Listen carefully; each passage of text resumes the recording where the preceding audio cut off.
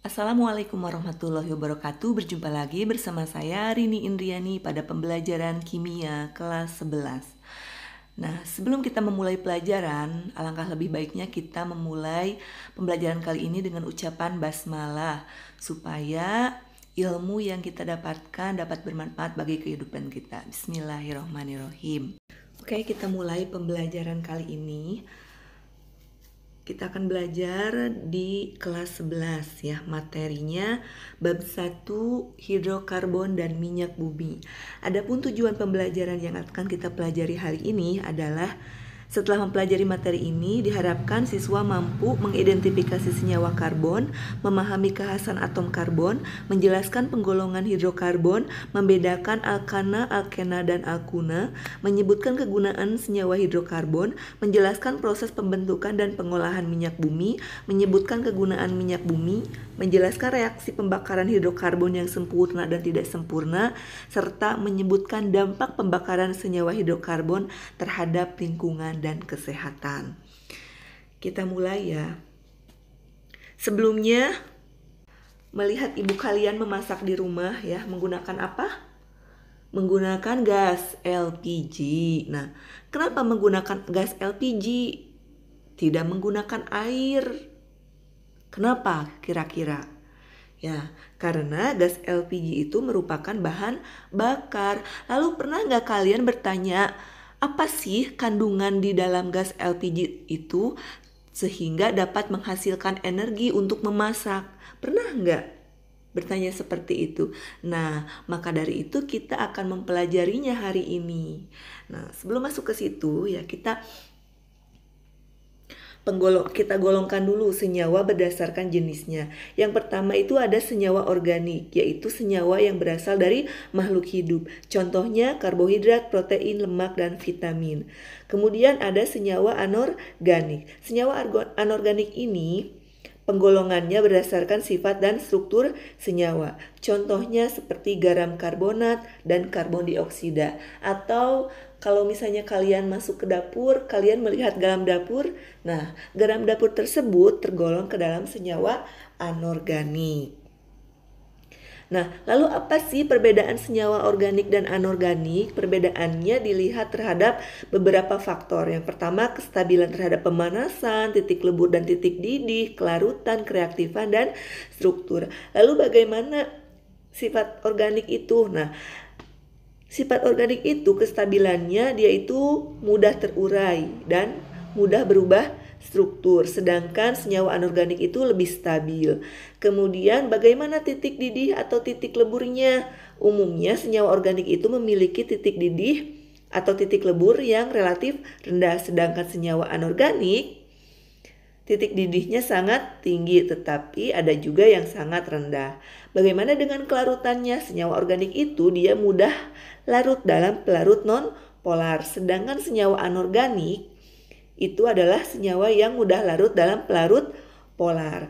Kemudian bagaimana kereaktifannya? Senyawa organik itu kurang reaktif dan bereaksi dengan lambat, sedangkan senyawa anorganik itu reaktif dan umumnya bereaksi dengan cepat. Lalu bagaimana strukturnya? Senyawa organik itu mempunyai rantai atom karbon, sedangkan senyawa anorganik itu tidak mempunyai rantai atom karbon. Lalu kenapa sih kita harus membahas senyawa karbon ini? Nah, bagaimana kita mengetahui dalam suatu zat itu mengandung karbon kan? Nah, maka dari itu dilakukanlah identifikasi senyawa karbon, yaitu dengan membuktikan adanya karbon dioksida. Jadi sebelumnya si zat yang ingin kita identifikasi tersebut dibakar dulu ya. Nanti setelah slide ini akan saya ceritakan prosesnya. Nah, di sini yang pasti senyawa karbon itu jika dibakar akan menghasilkan karbon dioksida. Karbon dioksida tersebut direaksikan dengan air kapur. Nah, jika air kapur tersebut menjadi keruh menandakan adanya kalsium karbonat. Artinya dalam zat tersebut mengandung karbon dioksida. Nah, kemudian pembuktian H2O gimana? Nah, dengan menggunakan kertas kobalt biru direaksikan dengan H2O. Nah, kertas kobalt tersebut akan berubah warna dari biru menjadi merah muda seperti itu. Nah, jadi identifikasi senyawa karbon itu pertama sampel yang ingin kita uji itu dibakar terlebih dahulu ya. Dibakarnya gimana? Nah, seperti ini misalnya ada sampel ditambah oksidator. Nah, ini sampelnya ya. Ini sampel yang titik-titik itu, kemudian oksidator. Oksidator itu zat yang dapat mengoksidasi si sampel tersebut. Nah, kalau misalnya zat tersebut mengandung karbon dioksida, maka pada saat dipanaskan akan terbentuk gas karbon dioksida. Nah, gas karbon dioksida tersebut akan naik ke sini melalui tabung ya. Ke sini melalui pipa kaca, kemudian di sini ada rendaman air kapur atau BaOH 2 kali atau CaOH 2 kali bisa ya. Nah, kemudian karena di sini karbon dioksidanya masuk ke sini, kemudian larutlah di sini. Karbon dioksidanya larut di sini. Ini yang akan membentuk endapan tadi, endapan berwarna putih, keruh ya.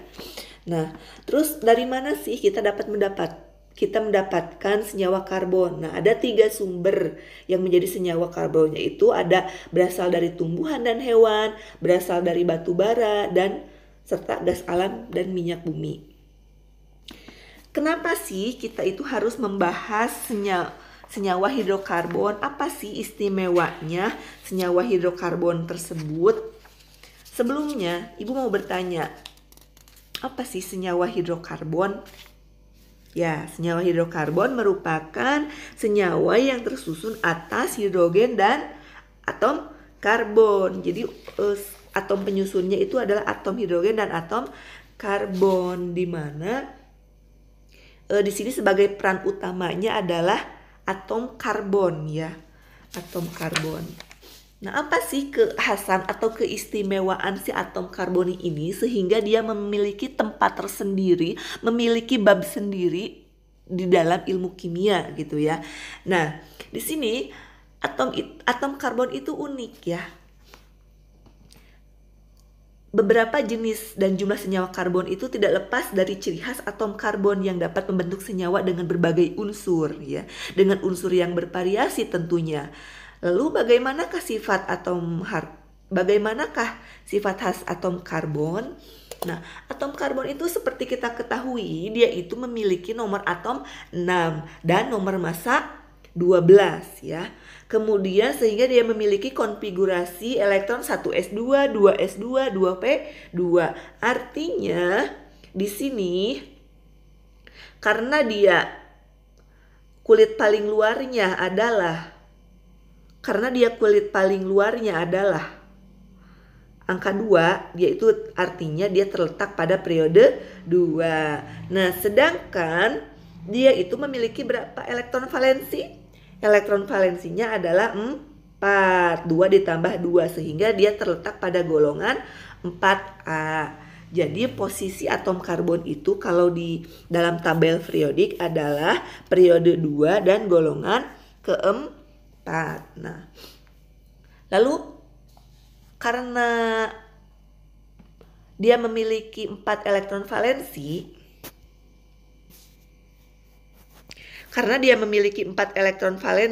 ya, dia itu dapat membentuk pasangan dengan elektron, dapat membentuk ikatan kovalen atau membentuk pasangan elektron bersama dengan atom lain, membentuk ikatan kovalen tadi ya. Kemudian keempat elektron valensi ini dapat digambarkan sebagai tangan ikatan ya, seperti contoh berikut. Nah, kemudian bagaimanakah pengaruh 4 elektron tersebut? Karena memiliki 4 buah elektron valensi, jadi atom karbon dapat berikatan secara kovalen dengan 4 atom yang lainnya. Kemudian karena dia posisinya pada periode 2 dan golongan 4A, atom karbon itu memiliki ukuran yang relatif kecil ya. Kemudian atom karbon itu dapat membentuk rantai karbon. karena ya dapat membentuk rantai karbon, sifat yang tidak dimiliki oleh atom lain ya. Jadi ini salah satu keistimewaan atom karbon. Nah, lalu bagaimana sih kedudukan atom karbon? Atom karbon tersebut ada atom C primer. Atom C primer itu adalah atom karbon yang terikat langsung pada satu atom karbon lainnya. Contohnya seperti ini. Seperti ini ya. Nah, di sini atom C primernya yang mana? Biasanya atom C primer itu kan tadi atom yang terikat pada satu atom karbon. Biasanya posisi atom C primer itu berada di ujung ya. Biasanya dia itu mengikat dengan satu atom C yang lain, kemudian dia itu berikatan dengan 3 atom hidrogen yang lain. Makanya dia posisinya di ujung. Nah, itu atom C primer. Sedangkan atom C sekunder adalah atom C atau atom karbon yang terikat langsung pada 2 atom karbon. Jadi tangannya itu kedua tangannya berikatan dengan 2 atom C yang lain. Nah, seperti pada gambar ini. Ya, berarti yang biasanya atom C sekunder itu berada di tengah, dia itu berikatan dengan 2 atom C yang lainnya. Kemudian sisanya berikatan dengan H. Berarti kalau misalnya dia 2 tangannya sudah berikatan dengan atom karbon, berarti sisa tangannya berapa? 2. Berarti sisa kedua tangannya berikatan dengan atom hidrogen. Seperti itu, jadinya CH2. Nah, selanjutnya ada atom C tersier atau atom karbon tersier, yaitu atom karbon yang terikat langsung pada 3 atom karbon lainnya. Nah, contohnya ini ya. Contohnya ini berarti 3 tangannya sudah berikatan dengan atom karbon yang lain. Sisanya berapa? 1. Satunya berikatan dengan hidrogen. Oke. Kemudian atom C kuartener atau atom karbon yang terikat langsung pada 4 atom karbon lainnya. Berarti keempat tangannya itu dia terikat oleh 4 atom karbon. Ada sisa nggak tangannya? Tidak ada ya, berarti dia tidak berikatan dengan atom hidrogen atau dengan atom yang lain. Berarti hanya berikatan dengan atom karbon keempat tangannya tersebut. Oke, Ibu mau memberikan contoh ya. Contohnya seperti di gambar. Kalian tuliskan yang mana atom C primer, atom C sekunder, atom C tersier, dan atom C kuartener. Coba tuliskan. Kalau sudah, tulis di buku latihan kalian ya. Nah, di sini hidrokarbon itu apa tadi Ibu bilang? Hidrokarbon adalah senyawa yang tersusun dari atom C dan atom H. Nah, hidrokarbon ini dia itu dapat membentuk rantainya. Bentuk rantainya alifatik atau rantai terbuka, yaitu rantai yang ujung-ujung atom karbonnya tidak saling berhubungan. Kalian pernah melihat rantai yang terbuka? Nah, seperti itulah. Jadi, rantai jenis ini ada yang bercabang dan ada yang tidak bercabang. Nah, seperti itu. Kemudian ada rantai atom alisiklik. Alisiklik atau siklis, yaitu rantai yang terdapat pertemuan antara ujung-ujung rantai karbonnya. Jadi kalian pernah melihat rantai, nah seperti itulah. Jadi ujung atom karbon yang satu dengan ujung atom karbon yang lainnya itu bertemu sehingga membentuk rantai atau siklis. Nah, siklis ini terbagi menjadi 2, ada alisiklik dan aromatik. Nah, rantai siklik itu, kalau rantai alisiklik itu rantai siklis yang tidak terdapat ikatan rangkap 2 yang tidak berselang-seling ya. Sedangkan rantai aromatis itu dia itu memiliki ikatan rangkap 2 yang berselang-seling. Contohnya seperti benzena. Bisa digambarkan seperti ini. Ini namanya rantai karbon aromatis. Nah, seperti itu. Nah, jadi terus ada jenis ikatan, 3 jenis ikatan pada senyawa karbon. Jadi senyawa karbon itu dapat membentuk ikatan tunggal, yaitu ikatan antar atom-atom karbon yang satu tangan ikatan. Jadi nama lain dari atom senyawa hidrokarbon yang berikatan secara tunggal adalah alkana. Nah, kemudian ada ikatan rangkap dua, yaitu terdapat pada ikatan atom-atom karbon dengan 2 tangan. Jadi ada ikatan rangkap dua pada salah satu ikatan rantai ikatan karbonnya. Ini jadi nama lainnya alkena. Kemudian ikatan rangkap 3, yaitu ikatan antara atom-atom karbon dengan 3 tangan ikatan. Jadi ada atom yang satu dengan atom C yang lain itu membentuk 3 ikatan. Jadi 3 tangannya itu digunakan untuk berikatan dengan satu atom karbon. Nah, seperti itu ya. Nama lainnya adalah alkuna. Nah, di sini ada berbagai macam bentuk ikatan rantai karbon dalam senyawa hidrokarbon. Ya, tadi contohnya. Nah, di sini senyawa hidrokarbon itu terbagi menjadi 2 ya, ada hidrokarbon jenuh dan hidrokarbon tak jenuh. Di mana hidrokarbon jenuh itu adalah nama lain dari alkana. Kenapa alkana itu disebut sebagai hidrokarbon jenuh? Karena semua tangannya sudah digunakan untuk berikatan dengan keempat atom lain. Jadi sudah maksimum ikatannya ya, ikatan tunggalnya sudah maksimum. Nah, sedangkan untuk hidrokarbon tak jenuh itu adalah alkena dan alkuna. Kenapa disebut tak jenuh? Karena dia memiliki ikatan rangkap. Yaitu kalau alkena ikatan rangkapnya 2, kalau alkuna ikatan rangkap 3, artinya dia itu belum mengikat secara maksimal atom hidrogen ya. Makanya disebut tak jenuh. Selanjutnya alkana itu adalah senyawa hidrokarbon jenuh.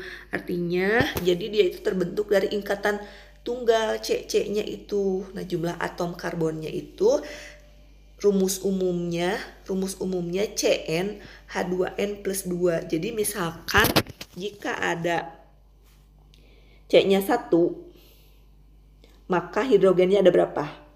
Ada 4. Tinggal kalikan saja 2n plus 2. Jika n-nya 1, maka 2 kali 1 ditambah 2. 2 tambah 2 berapa? 4. Seperti itu. Terus sebagai contoh kalau misalnya jumlah atom C-nya ada 2. Nah, jumlah atom C-nya ada 2, maka hidrogennya berapa? 2 kali 2 berapa? 4 ditambah 2, 6. Berarti 6. 1, 2, 3, 4. 4, 5, 6. Seperti itu ya. Oke, selanjutnya. Kemudian di sini ada sifat deret homolog. Mempunyai sifat kimia yang mirip, mempunyai rumus umum yang sama. Kemudian perbedaan MR antara dua suku berurutannya sebesar 14. Kemudian semakin panjang rantai karbon, maka semakin tinggi titik didihnya. Nah, di sini deret homolog untuk alkana ya, suatu kelompok senyawa karbon dengan rumus umum yang sama dan sifat yang mirip. Contohnya ini. Kalau atom C-nya 1, rumus molekulnya CH4, maka namanya metana. Kalau atom C-nya 2, rumus molekulnya C2H6.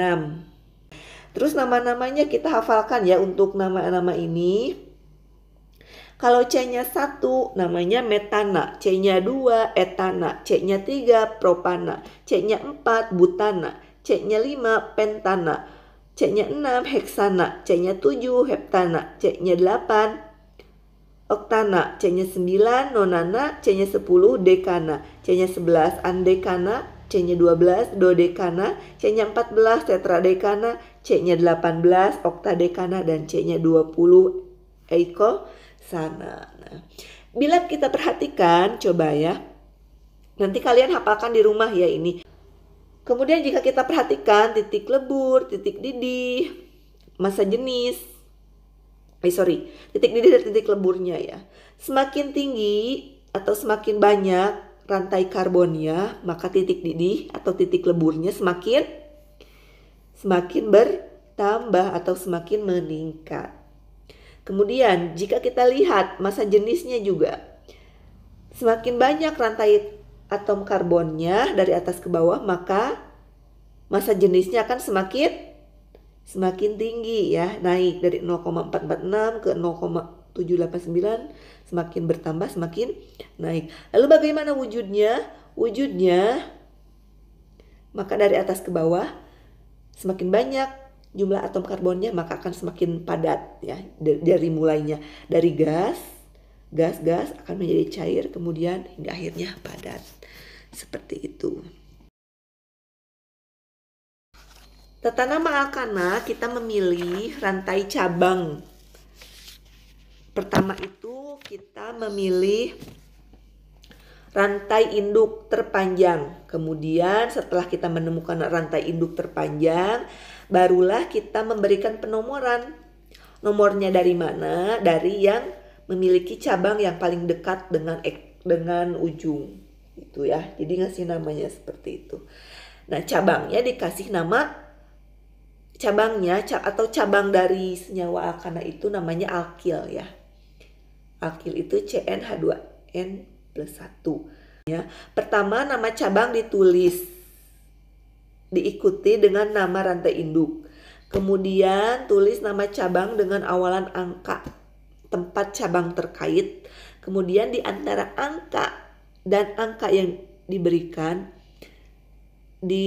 tanda koma, dan kalau misalnya cabangnya lebih satu, dia diberi angka nomor 1, nomor 2 kayak gitu ya. Nah, di antara angka tersebut diberikan koma, dan di antara angka dan huruf diberikan tanda strip.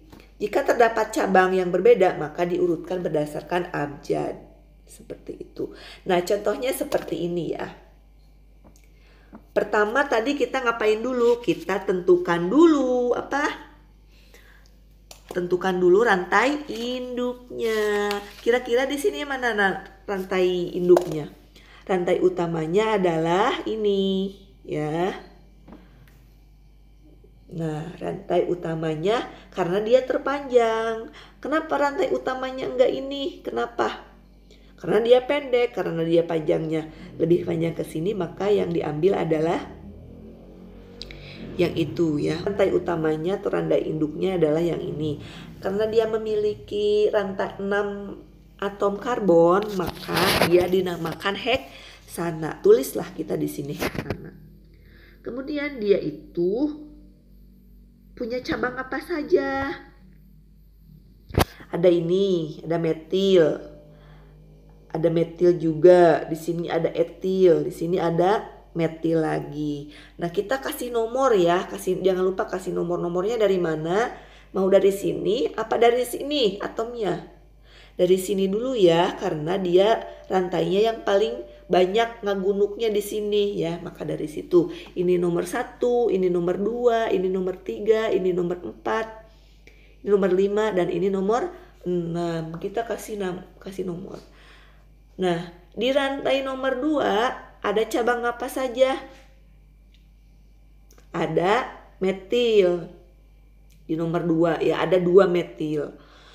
Metil di mana lagi? Terus ada di nomor 5 ya. Kemudian ada apa lagi? Ada etil. Etil di nomor atom karbon nomor 3 yang ini ya, ini etil. Nah, terus kita mau menulis ya, nulis. Jadi rantainya tadi diurutkan berdasarkan alfabetis. Etil dulu atau metil dulu? Etil dulu, makanya dikasih nama etil. 3 etil karena etilnya terletak di posisi atom karbon nomor 3. 3 strip etil, strip 2,2 karena di sini metil, ada metil ya. 2,2,5. Nah, metilnya ada berapa? Ada 3 3 trimetilheksana. Antara 3 metil dengan heksananya tidak dipisah ya, jadi digabung seperti itu ya. Jadi 3 etil 2,5 trimetilheksana. Sampai situ paham? Oke, selanjutnya isomeri pada alkana. Isomer struktur rantai pada alkana. Contohnya adalah ini ya. Ini C berapa? Ada yang tahu? Ini adalah C4H10 atau nama lainnya adalah butana. C4H10, C-nya ada 4, H-nya ada 10. Coba perhatikan yang sebelah kanan. Berapa jumlah C-nya? Jumlah C-nya 4. Jumlah H-nya berapa? Ini bukan H2 ya, tapi CH. H-nya ada berapa? Ada 10. Berarti sama dong, yang kiri C4H10, yang kanan C4H10. Artinya dia itu memiliki rumus molekul yang sama, tetapi coba perhatikan, dia itu memiliki struktur yang berbeda. Kalau di sebelah kiri dia butana, tidak memiliki cabang, sedangkan di kanan dia memiliki cabang. Oke, selanjutnya perhatikan tabel berikut. Jumlah atom C. Isomer pada atom karbon atau pada senyawa alkana itu dimulainya dari atom karbon 4 ya.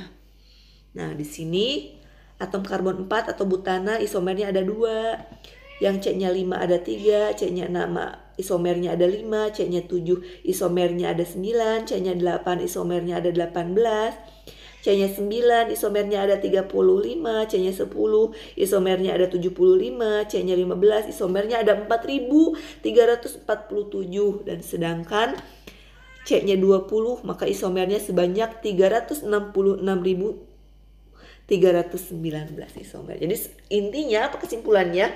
Semakin banyak jumlah atom karbon penyusun alkana, maka semakin banyak pula jumlah isomernya. Seperti itu.